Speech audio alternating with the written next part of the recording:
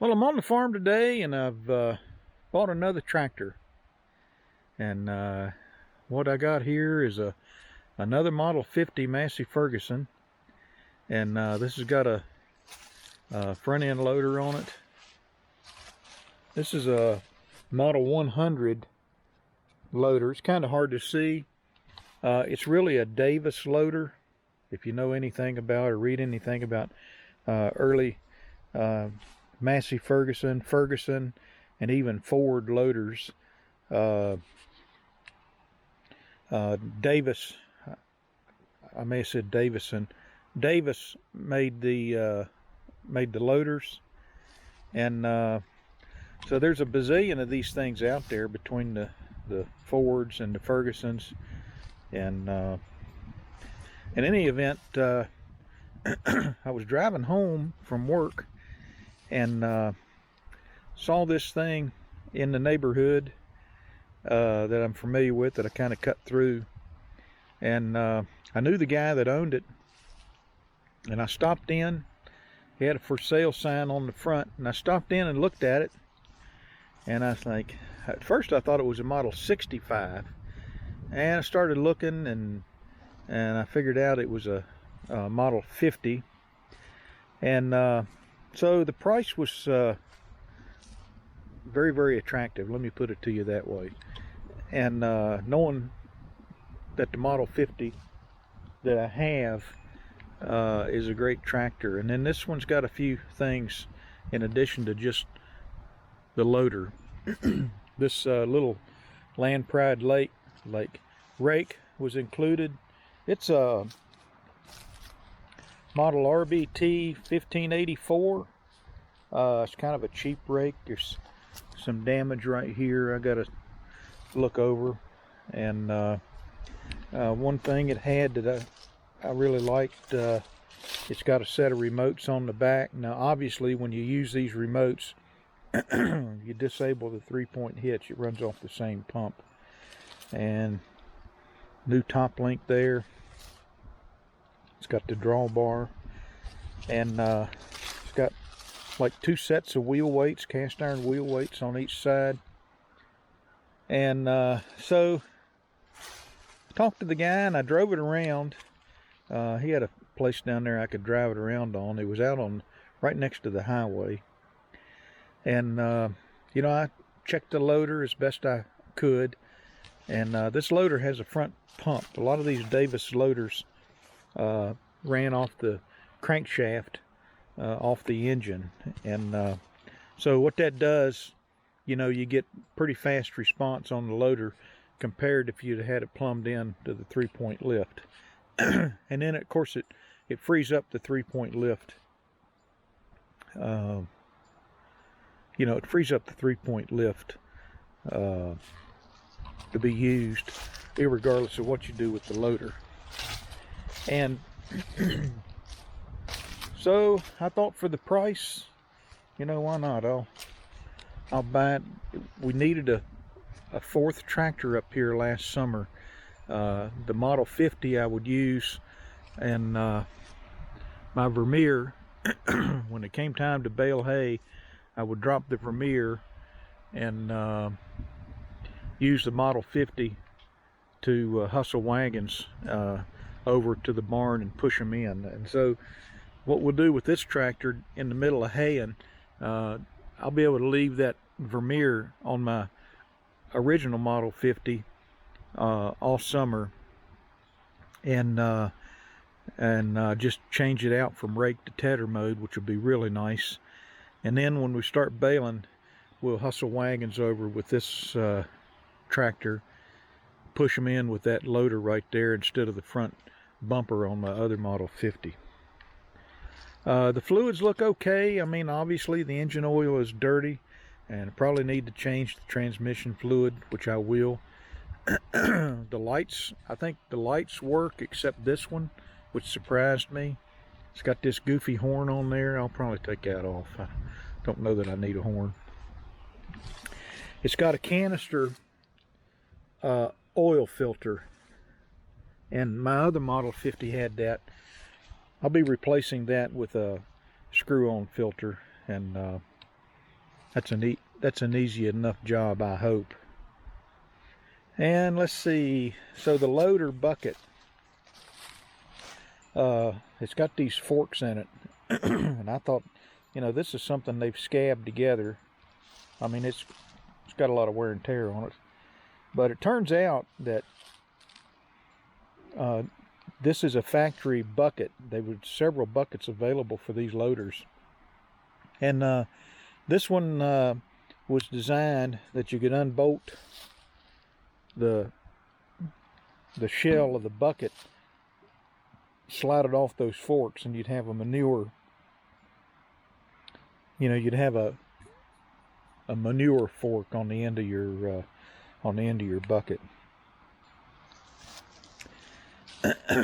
So that's kind of a good thing. I'm thinking I could slide that bucket shell off, and I've got a bunch of autumn olives over there pulled out of the ground. I might be able to spear into them a little bit and pick them up and move them around. I'm gonna at least try it. And so there's a pretty good chance we're gonna have a round baler on this farm next year, a 4x4 round baler. And I'll get into that more as that firms up. But tentatively, I've spoken for a John Deere 335 round baler 4x4. A friend of mine's got it, and anyway, I wanted to purchase that in 2022, not 2021. And so it's a possibility we might be able to rig up a spear on the front of this bucket and you know, lift around some 4x4 round balers, which wouldn't be too bad. Don't want to put too much weight on the front axle and spindles on this tractor. I think that round balers can, you know, under perfect conditions, it might make a 700-pound bale, but probably 500 is more like it.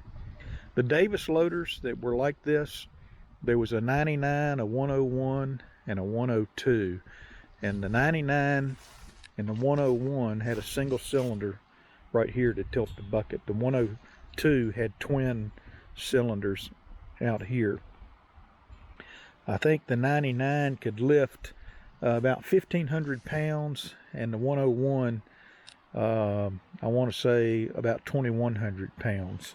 And I don't know what the Model 100 equates to for a Davis loader, but believe it or not, there was I went on the AGCO website, and I was able to order the owner's manual, parts, and service manual, and then I've probably read every post on the internet there is about Massey Ferguson and Davis loaders, so I kind of got an idea where some of the trouble spots are.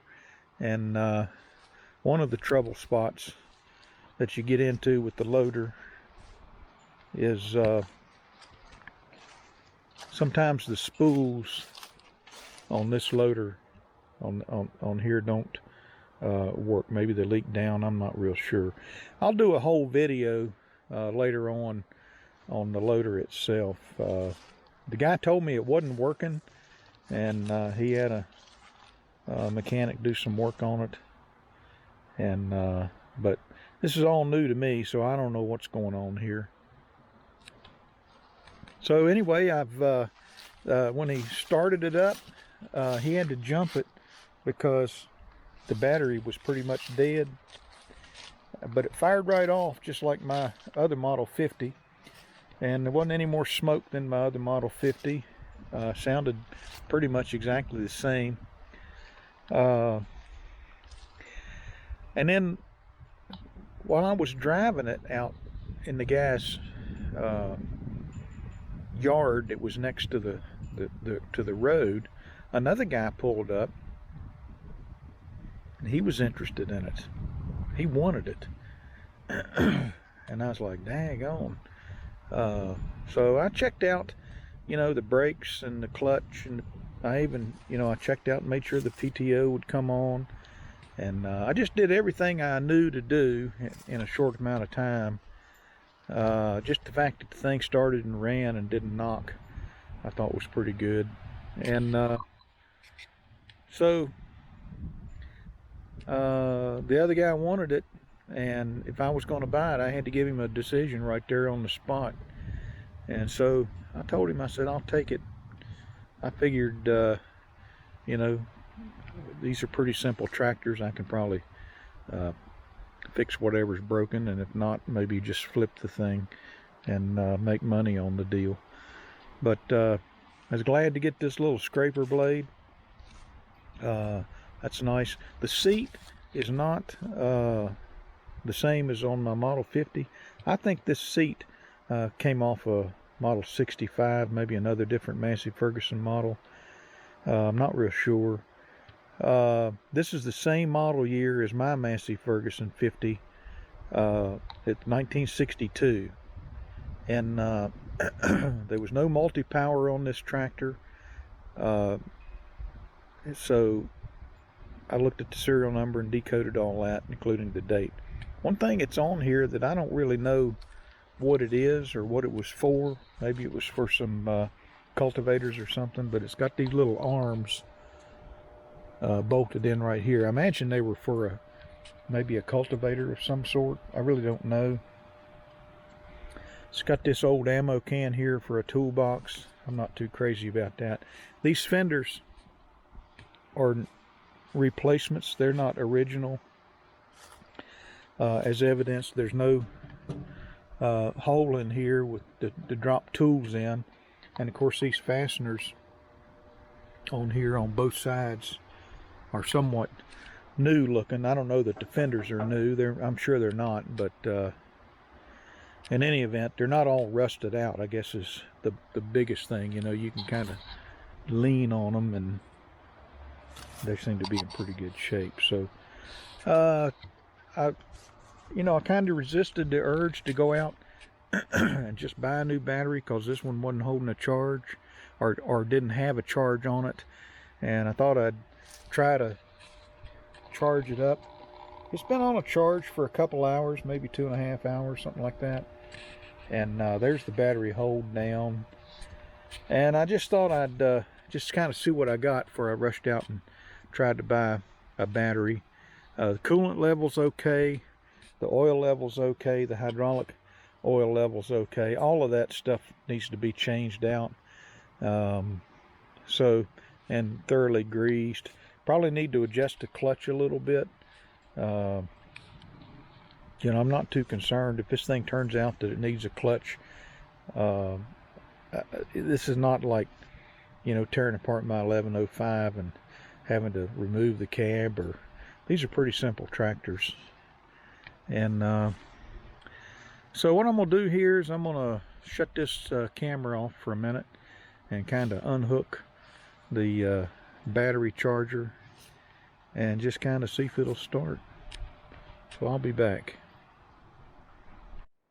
One thing, when I picked this tractor up, the owner said you might want to change the diesel fuel. So I'm not familiar with the fuel gauge on here, whether I would trust it or not.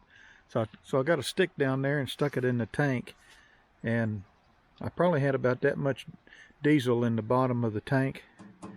So maybe what I needed to do was add diesel, not change the diesel. But I wouldn't want to run out of fuel on this thing on the maiden voyage. So let me put this hood down and we'll see if it'll crank. It's a little cramped here with this ammo box for a toolbox. I'll be getting rid of that, putting something else on there.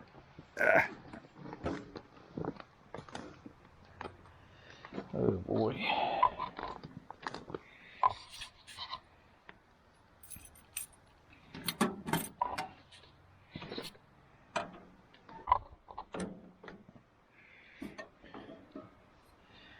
Let's see what happens.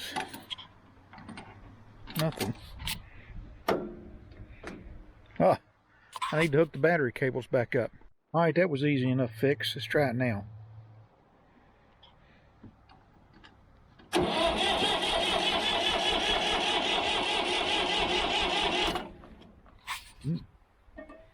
Unlike a Perkins diesel, maybe if I put the fuel shutoff in, it would work.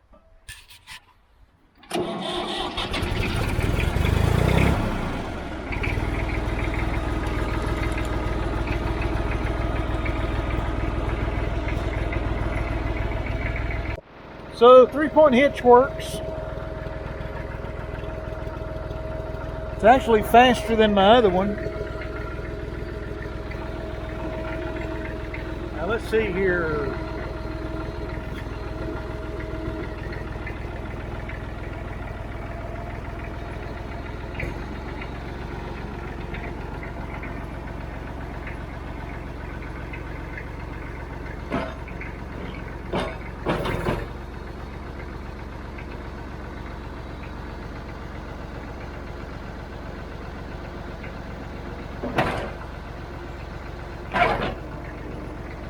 Nothing fell off, that was good.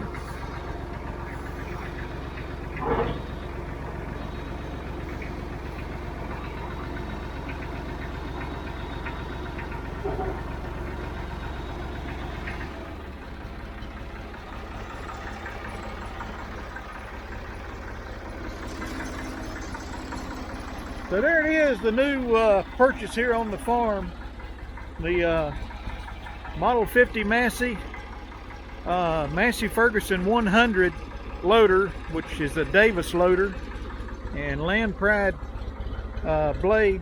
You'll be seeing more of this. I need to change some fluids and do some maintenance. It's not ready for prime time yet, but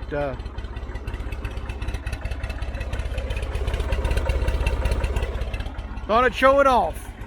Talk to you later.